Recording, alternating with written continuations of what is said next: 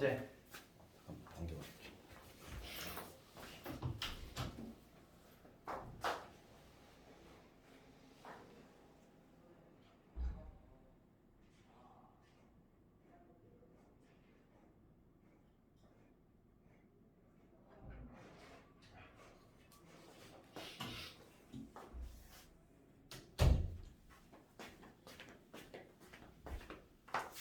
잠깐만, 어제 진도 이어서 한번 보도록 할게. 어제 집합 딱 남았지. 근데 약간 남은 부분이 좀 중요한 부분이어서 그걸 마무리 짓고 좀 명제 개념 조금 들어갈 거고. 봅시다. 그 어제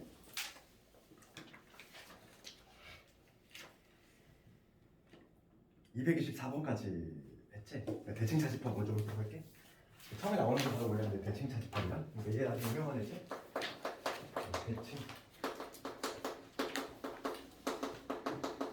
대칭 차집합. 그러니까 차집합은 차집합인데 뭔가 근데 구조가 대칭적으로 돼 있어. 그래서 이름이 대칭 차집합 이렇게 돼 있고. 그거에 관한 문제가 이제 유형 14번이야. 그러니까 대칭 차집합은 우리가 근데 막 연산을 내 맘대로 정리할 수 있는 거야. A 동그라미 B. 그러니까 이런 동그라미라든지 뭐 별표라든지 내가 만들 수 있는 거 의미로.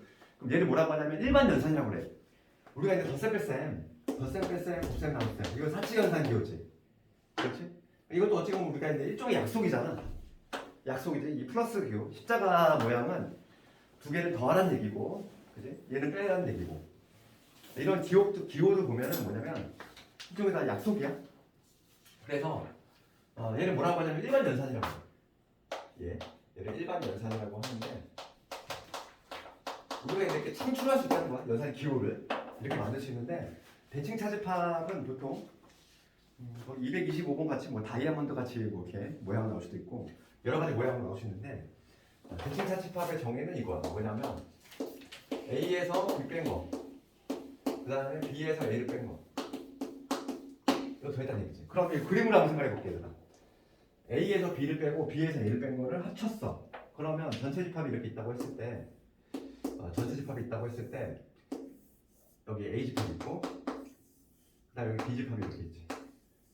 그럴 때 A에서 B를 뺐어. A에서 B를 빼면 어느 부분 남아? 이 부분 남지? 그 다음 B에서 A를 빼면 어느 부분 남아? 이 부분 남지? 두 개를 더했어. 그럼 색칠하면 요거가 되겠지? 그지? 이해가니? 이게 바로 그냥 대칭차 집합의 정의인데 우리가 이제 보통 문제는 이렇게 나오겠지만 얘랑 같은 의미 한번 생각해볼게. 우리가 여기서 이제 차집합 공식을 사용하면 어떻게 되냐면 얘랑 같은 의미가 뭐냐면 문제가 이렇게 나올 수 있어. A교 B의 여집합, 그 다음에 합집합에 B교의 A의 여집합 이렇게 나올 수 있지? 이렇게 나오는 건 같은 의미겠지? 그지? 그 다음에 오히려 세 번째가 가장 중요해. 왜냐면 우리가 이제 문제를 볼 때는 이 세 번째 항상 머릿속으로는 세 번째 이걸로 생각하자는 거야.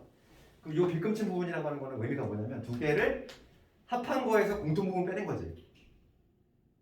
그렇지 않니? A와 B의 합집합에서 교집합을 빼낸 거지. 그러니까 얘는 해석을 하면 무슨 얘기냐면 A하고 B의 합집합에서 A하고 B의 교집합을 빼낸 거 같아. 실제로 우리가 머릿속으로 할 때는 이게 제일 편해. 계산할 때는 두 개를 합한 거에서 공통 부분을 빼낸다. 그게 바로 뭐냐면 대칭 차집합이야. 그럼 봅시다. 225번을 가지고 한번 해볼게. 225번. 지금 봐. 지금 전체 집합 U가 있고 두 부분 집합 A, B에 대해서 연산요. 그렇지. 얘를 지금 뭐냐면 정의를 이렇게 했다는 거야. 즉 대칭 차집합이지. A에서 B 뺀 거하고 B에서 A 뺀 걸 더했대. 그럼 우리가 머릿속으로 뭐 하자고? 머릿속으로 생각하는 거는 두 개를 합한 거에서 공통 부분을 빼낸다. 요거. 세 번째로 생각하는 게 가장 편하다고. 그럼 옳지 않은 것을 고르래. 그러면은 1번부터 볼 텐데 1번에 뭐라고 되어 있냐면 1번에 U하고 A를 했다는 거지. 그럼 우리가 얘를 해석하면 어떻게 돼야 돼? 두 개를 합한 거에서 공통 부분 뺄 거야. 전체하고 A를 합쳤어. 그러면 전체지? 그렇잖아. 이거의 의미는 뭐라고? 두 개를 합한 거에서 그치? 합한 거에서 교집합 뺀다 그랬어. 합집합에서 교집합 뺄 거야. 그러면 뭐냐면 얘는 합하면 전체잖아. 전체에서 공통 부분은 A지. 그럼 얘는 결과는 뭐가 되냐면 이게 되겠지. 그러니까 지금 1번은 맞아 틀려.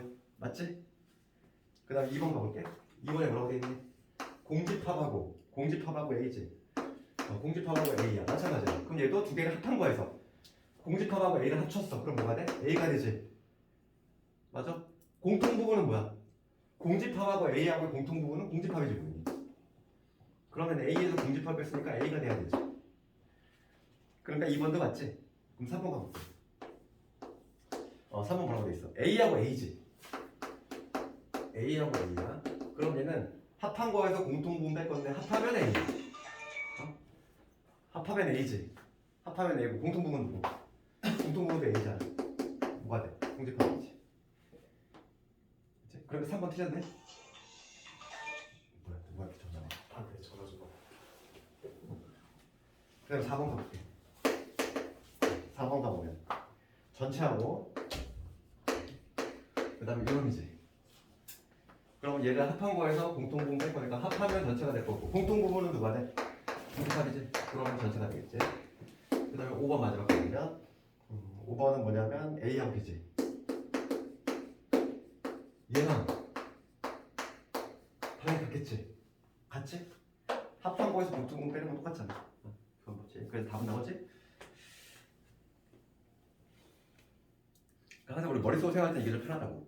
대칭 차집합은 두 개를 합한, 즉 합집합 부분에서 교집합을 빼내자 이런 방식으로 할 거고. 그 다음에 이제 마지막으로 남은 게 집합의 개수에 관한 요 유형들을 좀 볼 건데 얘가 있는데 요거에 관한 게 반드시 하나 나와. 그래서 원소 개수지. 요거 관련해서 집합의 원소의 개수에 관한 요 테마 얘가 있는데 반드시 하나 나오지. 그럼 여기서 우리가 이거 볼게. 이 전체 집합이 있고 먼저 집합 두 개짜리부터 한번 해볼게. A 집합이 이렇게 있어. 그 다음에 B 집합이 이렇게 있어. A 집합하고 B 집합이 있지. 그런데 내가 지금 뭘 구할 거냐면 A 또는 B, 즉 A 합집합 B, A 합집합 B의 원소 개수를 구할 거야. 그러면 얘는 상식적으로 생각해보면 돼. 우리가 합집합이라고 하는 건 뭐였지? 또는이었지. 또는. 그치? A 또는 B 집합의 원소 개수인데 얘는 A 집합의 원소 개수에다가 그 다음에 B의 집합의 원소 개수 그 다음에 중복 카운팅이 된 거 두 번 더해진 거 빼줘야지 한 번. 그러니까 어느 부분이? 얘는 두 번 더해졌잖아. 요 부분은. 그치? 요 부분은 A 집합이기도 하면서 얘는 B의 집합이기도 하니까 두 번 더해졌으니까 한번 빼지. 요거는 뭐 그냥 어려움이 없어? 그치? 그러니까 이거는 뭐 다이렉트로 묻는 문제는 너무 쉬워서 좀 내기가 민망하지? 그래서 그 유형 15번을 가볼 텐데 유형 15번에 뭐 231번 이런 거 볼까 한번? 예를 들어서 요거에 관한 거 231번 해볼게. 지금 전체 집합 있고 6과 그 다음에 A, B 부분집합이 있는데 지금 전체가 30이지?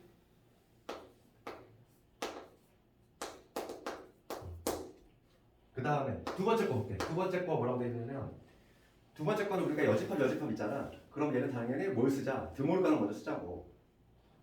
드모르간 먼저 쓰면 어떻게 되겠어? A 교집합 B 이놈의 여집합 아니니? 되니? 얘가 지금 25라는 거지. 그 다음 세 번째는 A의 여집합이지. 얘가 지금 이렇게 16개라는 얘기고. 그런데 지금 문제는 A교 B의 여집합 얘가 지금 몇 개냐 이거잖아. 그러면 봐봐. A가 아닌 게 16개야 아니라 A가 아닌 게 16개면 A는 몇 개? 몇 개? 전체에서 빼면 되잖아. 전체가 30개면 A가 아닌 게 16개면 A는 14개가 되겠지. 그렇지? 그럼 생각해보자고. 그 다음에 그 전체 한번 그림을 그려볼게. 항상 이거 벤다이어그램으로 하는 게 가장 편하니까. 여기 A 집합이 이렇게 있고 그 다음에 B 집합이 이렇게 있을 때 지금 보면 전체가 30명이야. 전체가 30명이고 그 다음에 A가 14이지. A가 14이잖아. 그 다음에 요거 보자. 요거. 얘는 어떻게 되겠어? A 교 B가 아닌 게 25이야. 그럼 여기서 얘를 해석하면은 여기서 우리가 요거를 끄집어낼 수 있지. 그럼 A 교 B는 몇 개? A 교 B가 아닌 게 25개야. 몇 개? 몇 개일까? 몇 개? 왜 답이 안 나와? 아니 생각해봐.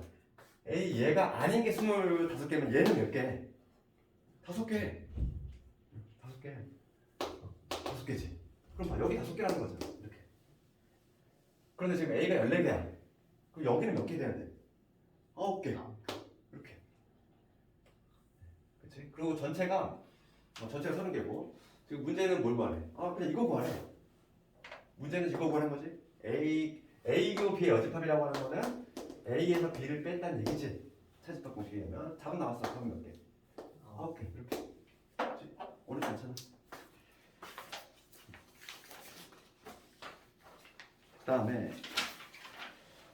그 다음에 유형 16번을 배워 주자고. 유형 16번. 유형 16번이 아주 많이 나오는 거. 233번 관련한 거. 요거 문제를 예를 통해서 해볼게. 지금 전체 집합 U가 있고 두 부분 집합 X, Y에 대해서 전체가 20이야. 전체 집합. 얘가 20. 그 다음에 X는 몇 개? X는 14개. Y는 8개지. 그런데 지금 문제는 X 교집합 Y 이거의 최대값하고 최소값을 구하래. 최대 치수를 구하는 거야. 그러면 이거 어떻게 하면 될까? 이거 지금 그림을 그리면 생각해 볼게. 지금 전체가 20명이야. 전체가 20명이고 X, Y 이렇게 돼 있어. 그러면은 공통 부분이 제일 많을 때야. 이때 언제일까? 내가 한번 생각해 볼게. 공통 부분이 제일 많을 때라고 하는 거는 우리가 그림으로 한번 생각해 보면 최대값일 때하고 최소값일 때 두 가지를 한번 생각해 볼 수 있는데 최대값은 언제냐면은 X가 14인데 그리고 Y가 8이지. 그러면 얘가 완벽하게 얘로 다 들어가면 되잖아. 그러니까 그림을 그리면 어떤 그림이냐면 전체가 이렇게 있을 때 X가 이렇게 있으면 Y가 여기에 통째로 다 들어가 있는 거지 이렇게. 그럼 공통 부분이 제일 많겠지. 그렇지 않니? 그러니까 지금 최대값은 그냥 한눈에 알 수 있어. X하고 Y의 최대값은 뭐가 된다? 교집합의 최대값은 8이 되겠지. 그 최소값은 뭘까? 최소값은 무슨 얘기냐면 그림을 한번 그려봐. 생각을 해봐. 지금 X 집합이 이렇게 있고 Y 집합이 이렇게 있는데 최소가 되려면 아예 공통분이 없으면 가장 적겠지. 그런데 최소가 될 수 있냐? 이런 그림이 나올 수 있어 없어? 없어. 왜냐하면 전체가 20인데 지금 얘 더하면 얼마? 22잖아. 최소한 몇 개는 겹친다. 2개는 겹친다는 얘기야. 최소한. 그러니까 지금 얘는 최소한 2개는 겹치게 돼 있어. 그러니까 겹치는 부분이 조금이라도 있다는 얘기야. 이렇게. 그럼 최소한 여기 2개는 겹친다는 거지 이렇게. 그러니까 최소값은 뭐겠어? 이 나오는 거지. 이렇게. 되겠니? 이해만 할 수 있으면 되는 거고. 최대는 언제다? 최대는 인원수 작은 애가 인원수 큰 애인데 그냥 다 들어가 있을 때 이때가 제일 크고 가장 작을 때는 우리가 가장 이상적인 건 이렇게 서로 소면 가장 적겠지만 지금 얘하고 얘를 더했을 때가 지금 얼마니까? 22니까 2개는 겹치겠구나. 이런 식으로 생각해 볼 수 있다는 거지. 그래서 최소값은 얼마가 된다? 2가 된다. 그래서 그 2개를 빼라 했으니까 정답은 얼마지? 6이 나오겠지? 그렇지? 이해할 수 있잖아. 그렇지? 그 다음에 나머지 문제 숙제로 한번 쭉 한번 해와보고 유형 17번 쪽으로 한번 가볼까. 유형 17. 이런 활용 문제가 나올 텐데 활용 문제를 학생들이 많이 싫어한다는 거지. 싫어하지만 피할 수가 없어. 얘는 나오는 애기 때문에. 그래서 유형 17번과 관련해서 236번을 가지고 한번 예를 들어보면 이런 문제는 우리가 어떻게 하면 되냐면 지금 막 장황하게 돼 있잖아. 그러니까 이런 걸 항상 내가 정리를 해야 돼. 문제 한번 읽어봅시다. 그럼 어느 학급의 학생 수가 40명이야. 전체가 지금 40명이라는 얘기지? 그러니까 이런 문제를 읽어 나가면서 내가 적어 나가는 거야. 그럼 전체 집합의 원소의 개수가 몇 개다? 얘가 지금 40명이다. 이 얘기지. 그 다음에 A은행의 통장을 갖고 있는 학생이 28명이야. 그러면 A은행의 통장을 갖고 있는 애를 내가 집합 A라고 해볼게. 그럼 얘는 몇 명인 거지? 근데 28명인 거지. B은행에 통장을 갖고 있는 걔 몇 명? 걔가 16명. 그 다음에 A은행과 B은행의 통장 중 어느 것도 갖고 있지 않아. 걔는 집합규어로 쓰면 어떻게 써야 되지? A도 안 갖고 있고 B도 안 갖고 있어야 돼. 그럼 봐봐. 이 얘기지. A도 안 갖고 있고 그리고 B도 안 갖고 있는 거에 인원수지 이거잖아. 되겠어? 집합규어로 쓰면 이 얘기지. 걔네가 몇 명이다? 4명이다 이 얘기지. 되니? 문제를 요약하면 이거야. 딱 이거잖아 이거. 그럼 먼저 맨 마지막에 쓴 요 조건을 약간 수정을 하면은 드모르감을 써가지고 얘를 조금 수정을 하면 얘는 뭐가 되냐면 A 합집합 B의 여집합 이거지. 드모르감을 쓰면은 맞아? 얘가 지금 4가 났다는 얘기야. 그럼 여기서 우리가 뭘 할 수 있지? A 합 B의 원소개수 몇 개? A 합 B가 아닌 게 4개야. 그럼 A 합 B는 몇 개? 전체가 40이잖아. 그러면 36개라는 걸 알 수 있지. 됐잖아. 그럼 조건 다 나왔잖아. 그런데 지금 문제 뭘 구하래? A은행과 B은행의 통장을 모두 갖고 있는 학생 수를 구하래. 지금 문제가 요구하는 거는 A하고 B의 교집합을 구하라 이 얘기 아니야? 맞지? 그러면 그 공식에다 붙으면 찍으면 되지. 원소의 개수 공식.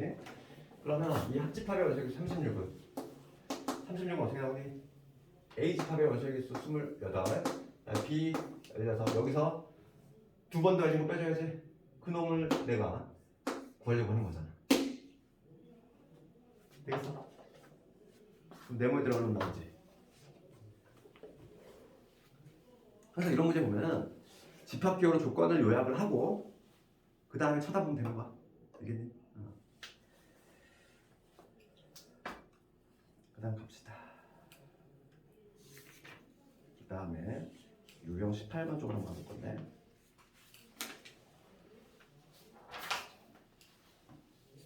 240번이지.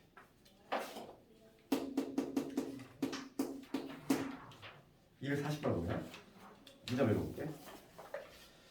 어느 놀이동산 입장객 85명을 대상으로 범버카와 롤러코스터를 이용한 입장객 수를 조사했더니 각각 46명, 53명이 나왔다. 이때 모두 이용한 입장객 수의 최대 최소를 구하시오. 이 문제지. 그만. 얘를 내가 집합규어를 또 이용해서 써볼게. 전체가 지금 몇 명? 85명이지? 그럼 전체 85. 그래, 이렇게 써야지. 그 다음에 범버카를 A라고 볼게. 그럼 범버카의 이용객 수 얼마냐면 46. 그 다음에 롤러코스터 B라고 볼게. 53. 지금 문제는 뭘 구하래?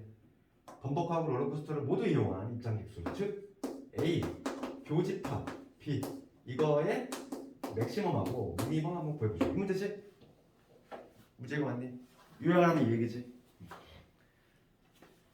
요약을 다 했어. 그럼 요걸 구할 거야 내가. 그럼 지금 방금 했던 문제가 뭔가 유사하지 않니? 그렇잖아. 지금 요거하고 유사한 거 아니야? 한번 해볼래 이거? 240번 답을 내봐 너 이제. 했잖아 우리가. 답이 여기까지 요약을 했으면 너 답을 낼 수 있어야지. 한번 답을 내봐. 수학은 니들 그냥 가만히 듣고만 있으면 안 돼. 너희들 손을 직접 해봐야지. 그러니까 중학교 때 했던 그 공부 방식을 좀 버려야 돼 너희들. 벼락치기 이런 거 안 돼 이제. 그럼 상당히 어렵게 나온다는 거지.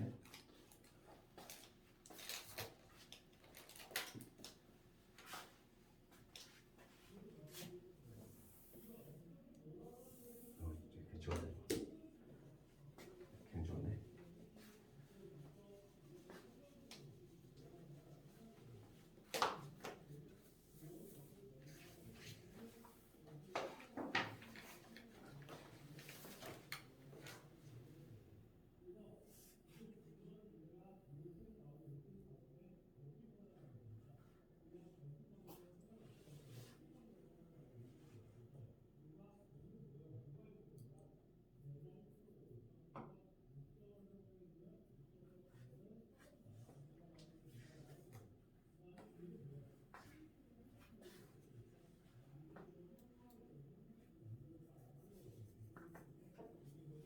이거 한번 볼까? 지금 봐봐. 그림만 그리면 이렇게 돼 있어. 전체가 이렇게 있고, 전체가 이렇게 있고, 여기 A 집합 있고, B 집합 있어. 이거 생각 잘해야 된다. 전체가 85명이고, A 집합이 46명, 그다음 B가 53명이지. 교집합이 최대 최소를 구할 건데, 이걸 이렇게 생각해야 돼. A 교 B가 이거가 최대일 때, 최대일 때는 쉽지 오히려. 최대일 때 뭐라고 했어? 그냥 하나가 하나를 포함하면 되지. 그치? 그러니까 인원수 많은 게 누구? B지. 그러니까 B가 담고 있으면 돼. 누구를? 그냥 A 집합을 담고 있으면 되지. 이거 1대 아닐까? 그러니까 얼마가 나오고 있어? 교집합 최대가 되는 거는 46이겠지. 최소 볼게. 최소가 된다는 얘기는 좀 잘 봐봐. 특히 전체 집합 있을 때 좀 조심해야 돼. 지금 전체 집합 85명이 나와야 돼. 85명. 85명인데 지금 A가 46이고 얘가 53이지. 46이고 53이야. 그러면 지금 A 집합에 여기 46명이고 여기 B 집합에 53명이지. 만약에 이런 구조가 나오면은 초과되지. 얼마가? 53에다 46 더하면 99잖아. 그러니까 85를 빼면 14명. 14명의 수랑 겹쳐야 되는데 그 14명이 얘들아 여기 들어갈 수도 있고 여기 들어갈 수도 있잖아. 이 바깥쪽에 들어갈 수도 있지. 둘 다 안 타는데. 그러니까 최소는 언제냐면 이 바깥쪽이 0명일 때. 그렇지? 그렇잖아. 바깥쪽이 지금 봅시다. 지금 가장 적을 때는 뭐냐면 A하고 B를 합쳤을 때 지금 뭐냐면 A하고 B를 합쳤을 때 전체가 될 때 이때가 제일 적은 거지. 그러니까 이때는 몇 명이지? A하고 B를 합치면은 이게 전체가 돼야 돼. 그러니까 A, B를 합쳤을 때 전체가 되는 얘기는 이 바깥쪽이 없다는 얘기지. 그러니까 지금 몇 명이 돼야 되냐면 99에서 85를 빼면 14지. 최소값은 얼마다? 14지. 우리 아까 했던 문제하고 비슷해. 최대값은 46이고 그 다음에는 14니까 답은 얼마가 되지? 32 이렇게 해주면 되겠지. 그래서 이제 집합 B 단계 다 끝났고 무슨 숙제는 뭐 말 안 해도 알겠지만은 242번까지 다 해오면 돼. 그치? 복수를 꼭 하고 그 다음에 오늘 살짝인데 명제에 관한 거 우리 조금 살짝 개념 명제. 근데 집합이 끝났고 이제 두 번째 나오는 명제야. 명제. 저 이거 주신 거에 명제가 없어. 명제가 없니? 네. 너 책을 얼른 사야 돼. 언제까지 또 명제를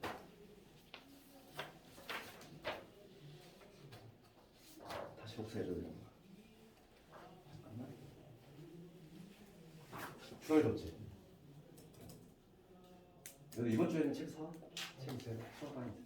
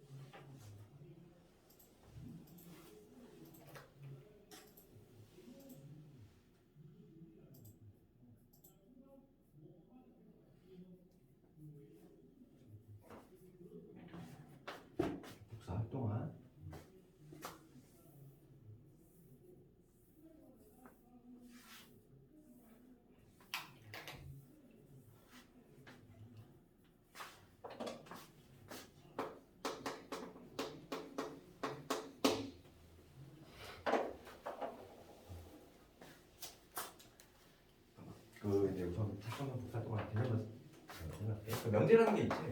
명제라는 게 굉장히 많은데 명제의 우선 개념 요소로 우선 하는데 우리가 집합의 개념 요소는 키워드가 어디 있었지?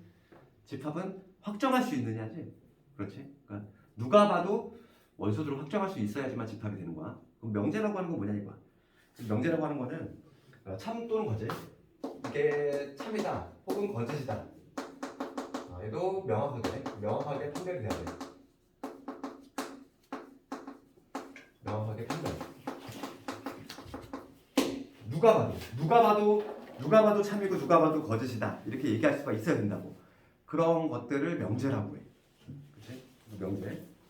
그래서 예를 들어서 이런 거지. 거의 뭐 하나 예를 들면은 뭐 가장 쉬운 예를 뭐 이런 거 들면은 뭐 3 더하기 2는 뭐야? 이런 걸 명제가 될 수 있니? 그렇지? 누가 봐도 참이라고 할 거 아니야. 누가 봐도 참이라고 할 거지. 그치? 그런데 만약에 이런 건 명제가 될 수 있을까? 2x 마이너스 1이 3이래. 이런 거 명제가 될 수 있니? 누가 봐도 참이야 이게? 참이야? 아니지. 이게 넘어가면 x가 얼마일 때? x가 2일 때는 등호가 연결이 되지. 그러니까 x가 2일 때는 참이고 x가 2가 아니면 거짓이 되잖아. 그러니까 케이스 바이 케이스가 되지. 그러니까 경우에 따라서는 참이 될 수도 있고 거짓이 될 수도 있지. 그러니까 이런 걸 뭐라고 하냐면 이거는 명제. 얘는 명제가 되는데 얘는 명제가 안 돼. 그럼 얘를 뭐라고 하냐면 좀 이따 배우겠지만 바로 하겠지만 얘를 뭐라고 하냐면 얘는 이런 거는 조건이라고 해. 조건이라고 하는 건 뭐냐면 조건이라고 하는 거는 x 값에 따라서 참과 거짓이 바뀌는 거야. 근데 학생들이 가장 많이 틀리는 부분이 뭐냐면은 개념에서 x만 들어가면 무조건 조건인 줄 알아. 그러니까 이런 거 볼게. 그럼 이런 거는 조건일까? 한번 보자. 2에 x 마이너스 1이 2x 마이너스 1이야. 이거 명제니 아니니? 명제야? 얘는 명제지? x가 들어갔다고 해서 명제가 아닌 거 아니야? 그러니까 지금 얘는 x가 뭐가 들어갔는지 간에 항상 성립하지. 항등식. 그러니까 이런 거는 명제가 될 수 있는 거야. 누가 봐도 항상 참이라고 얘기할 수 있는 거. 그런 게 바로 명제가 되는 거지. 그러니까 x가 들어갔는지 안 들어갔는지에 따라서 구별하는 게 아니라, 그치? 그걸로 구별하는 게 아니라고. 그래서 명제는 뭐냐면 참 거짓을 판별할 수 있는 거. 걔를 명제라고 한다 이거고. 잠깐만 복사가 됐겠지?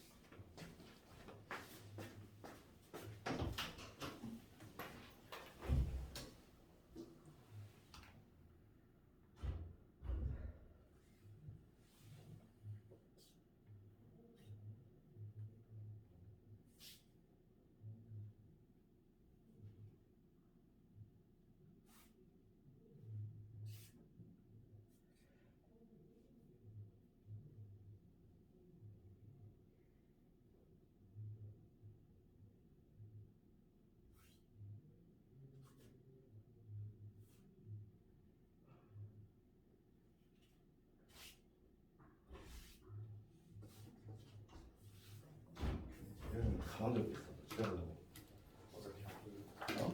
진짜. 주민이는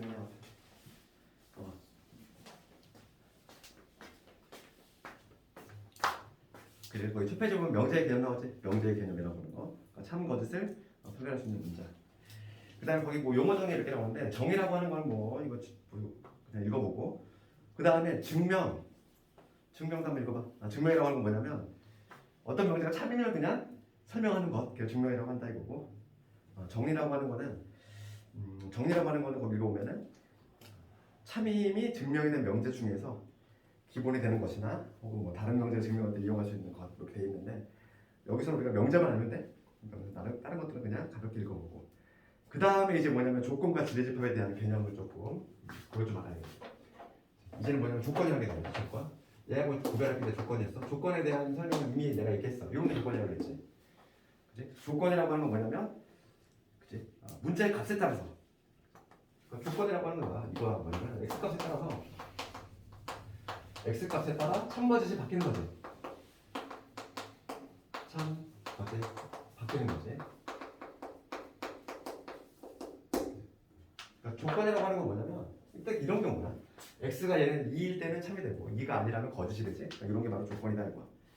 그러면 조건하고 우리가 이제 하나의 세트가 뭐냐면 조건과 진리집합이거든. 조건이라는 게 있으면 반드시 조건이라는 게 있으면 반드시 진리집합이라는 게 존재해. 진리집합이라는 용어. 이제 앞으로 많이 나와줄 건데 진리집합이라고 하는 거는 개념이 뭐냐면 조건을 참이되게 하는 x값. 그치? 여기서는 x가 얼마일 때? 2일 때지. 그치? 2일 때. 그걸 바로 뭐라고 하냐면 진리집합이라고 해. 이 조건의 진리집합. 그래서 진리집합을 읽어보면은 조건이 참이되게 하는 원소의 집합이지. 그러니까 조건이 참이되게 하는 집합이지. 앞에서 예를 들면은 여기서는 x값이 2였어. 그리고 답을 쓸 때는 진리집합을 써라 하면은 얘는 진리집합이잖아. 집합이니까 당연히 집합 기호를 사용을 해야 되고 이런 식으로 써야 되는 거야. 알겠니? 이런 식으로 써야 돼. 진리집합이잖아. 그냥 x값을 뭐 x는 2다 이렇게 쓰지 말고 그러면 당연히 기본이 안 된다고 생각해. 진리집합은 집합이기 때문에 반드시 집합기호를 사용해서 써야 돼. 이렇게 2 이렇게. 그리고 이제 보통은 진리집합은 대문자를 사용을 한다 이거야. 나중에 한번 이따 해보겠지만. 그래서 조건과 진리집합 얘는 하나의 세트라고 했어. 조건과 진리집합은 조건이 있으면 당연히 진리집합이 존재할 수밖에 없어. 하나의 세트이기 때문에. 그 다음에 거기 그다음 세 번째 보면 부정이라는 단어가 등장해. 이 부정이라고 하는 거는 우리 긍정 부정의 그 부정이야. 부정을 한다는 거지. 그렇지?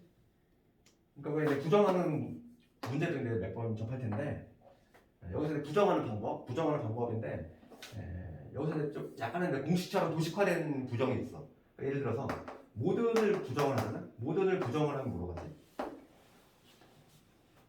어떤 걸 봐야 돼?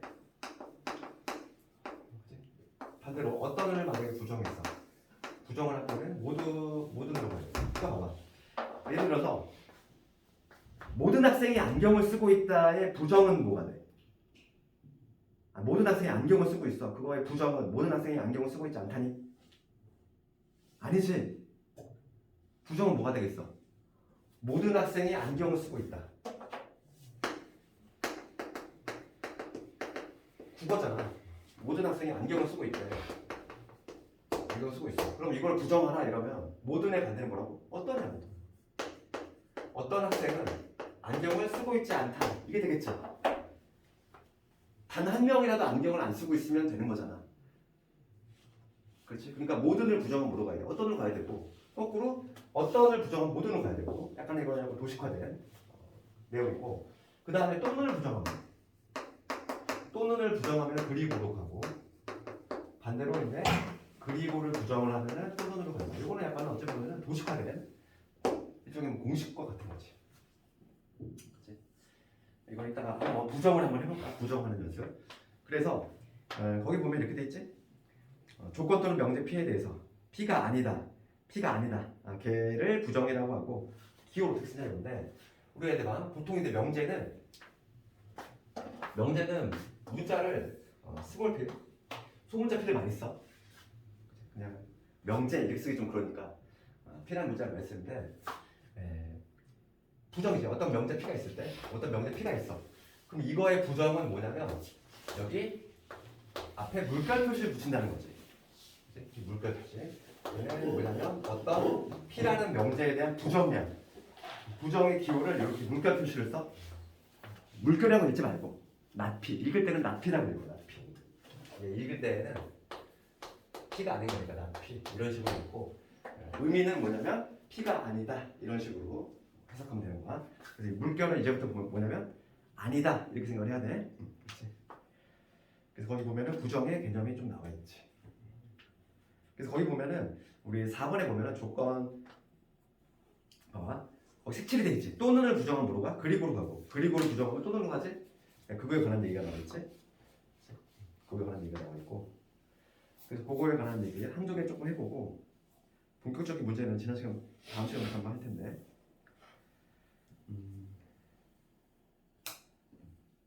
우선 요거까지만 더 할게. 그 44페이지 보면은 가정과 결론이라는 게 나오는데 가정과 결론. 근데 용어 정리 좀 먼저 하고 있어. 가정이 있고 결론이 있지. 어떤 두 개의 지금 조건이 있어. P이면 Q이다. 우리가 이렇게 표현하거든. P이면 Q이다. 한글로 이렇게 된 거를 얘를 수학적 기억으로 이렇게 쓰거든. 화살표를 표현해. 그럴 때 얘를 뭐라고 하냐면 얘를 가정이라고 해. 얘를 결론이라고 하지. 뭐 예를 들어서 이런 거 볼까? 사람이면 동물이다. 이런 게 바로 이게 바로 가정이지. 사람이면 동물이다. 그럼 요 명제 참이니? 사람 동물이니? 맞지? 식물 아니잖아. 그렇지. 그러니까 얘는 명제긴 한데 참인 명제가 되는 거야. 그래서 거기 보면은 봐봐. 가정과 결론 한번 읽어볼게. 두 개의 조건으로 이루어진 명제. P이면 Q이다 꼴. 얘를 기호로 이렇게 표현하고. 이 조건이잖아. 어떤 게 만약에 사람이라면 그러면 걔는 동물이다. 두 개의 조건이 이렇게 연결되어 있는 거고. 그랬을 때 이 앞에 있는 건 뭐라고 하냐면 가정이라고 하고 이 뒤에 있는 건 결론이라고 한다. 그런데 이건 중요한 내용은 뭐냐면 지금 우리가 사람이면 동물이다. 얘는 지금 참인 명제라는 걸 알 수 있지. 참이잖아. 그러면 우리가 이제 집합교를 한번 써볼게. 지금 사람을 내가 스몰 p라고 잡았고 얘를 스몰 q라고 잡았어. 두 개의 조건이야. 이 두 개의 조건이 있는데 우리가 이제 조건은 항상 뭐가 존재한다. 조건에 대한 진리집합 존재한다고 했지. 그러면 이거의 진리집합 지금 요게 지금 참이라는 얘기인데 우리가 진리집합은 내가 대문자를 많이 쓴다고 했어. 진리집합 요거의 대문자 q지. 그럼 둘 사이의 포함관계는 어떻게 되냐 이거야. 지금 우리가 P이면 Q이다 참이지. 이거 잘 봐봐. 이거 중요한 내용이야. 봐. P이면 Q이다가 참이지. 그럼 둘 사이에 누가 더 넓어? 범주가 사람이 넓냐 아니면 동물이 넓어? 당연히 동물이 넓겠지. 이렇게 되잖아 지금. 그럼 여기서 중요한 내용이 나와. 중요한 내용이 나오는데 그게 뭐냐면 어떤 P이면 Q이다 이게 성립이 돼. 그러면 진리집합 요 놈들의 진리집합 간의 포함관계는 어떻게 된다? 이런 식으로 된다는 거. 되겠니? 그래서 항상 우리가 하는데 습관적으로 포크 모양을 만들면 돼. 포크 모양. 얘가 만약에 참이야. 그러면 포크 모양 이렇게 삼지창 같이 이렇게 만들면 된다고. 알겠니? 항상 얘를 이렇게 만들 수 있어야 되고 얘를 또 이렇게 왔다 갔다 잘 돼야 돼. 그러니까 진리집합으로 표현을 할 수가 있어야 된다. 명제를. 그거에 관한 내용이 나와 있지. 맨 마지막에 보면은 44페이지 보면 밑에 명제 P이면 Q에 대해 참것이지. 그럴 때 지금 진리집합 간의 포함관계. Q가 P를 담고 있으면 P이면 Q이다는 참이 된다 이거야. 그렇지? 이해가지? 뭘 기억하자고? 포크 모양. 걔를 반드시 기억을 하자고. 그 다음에 내가 3번까지 설명했어 얘들아. 그 다음 페이지는 3번까지 설명했으니까 다음 시간에 하는 것들이 매우 중요한 것도 많거든. 시험에 나오는 건 다음 시간에 하는 것들이니까 오늘 숙제는 우선 집합까지만 완벽하게 해오고 본격적인 거는 뭐 다음 시간 좀 해보고 시간이 좀 애매해서 좀 한 몇 분 남았는데 숙제 좀 한 시간 줄게. 조금 하고 빨리 오라고. 그럼 알았어. 뭐 질문 있나?